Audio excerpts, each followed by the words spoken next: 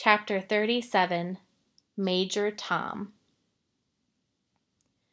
Out of the three of us, Miranda had always been the sweetest to August, hugging him and playing with him long after Ella and I had moved on to playing something else. Even as we got older, Miranda always made sure to try to include August in our conversations, ask him how he was doing, talk to him about Avatar or Star Wars or Bones or something she knew he liked. It was Miranda who gave Augie the astronaut helmet he wore practically every day of the year when he was 5 or 6. She would call him Major Tom, and they would sing Space Oddity by David Bowie together. It was their little thing. They knew all the words and would blast it on the iPod and sing the song out loud. Since Miranda's always been really good about calling us as soon as she got home from summer camp, I was a little surprised when I didn't hear from her. I even texted her and she didn't reply. I figured maybe she had ended up staying in the camp longer, now that she was a counselor. Maybe she met a cute guy.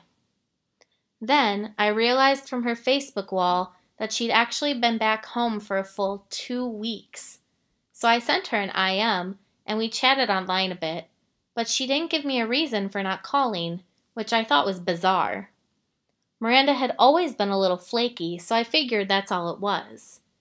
We made plans to meet downtown, but then I had to cancel because we were driving out to visit Tata and Papa for the weekend. So I ended up not seeing either Miranda or Ella until the first day of school, and I have to admit I was shocked. Miranda looked so different.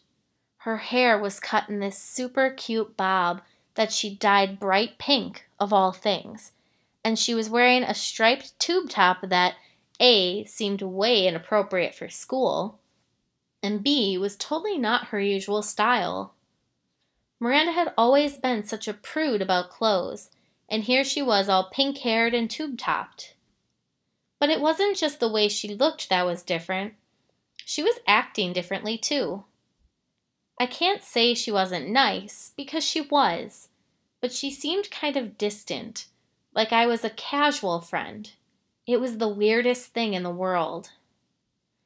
At lunch, the three of us sat together like we always used to, but the dynamics had shifted. It was obvious to me that Ella and Miranda had gotten together a few times during the summer without me, though they never actually said that. I pretended not to be at all upset when we talked, though. I could feel my face getting hot, my smile being fake.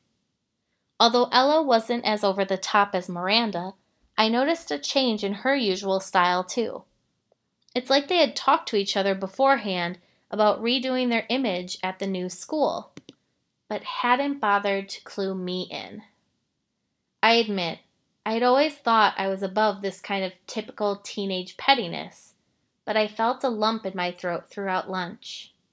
My voice quivered as I said, "See you later," when the bell rang.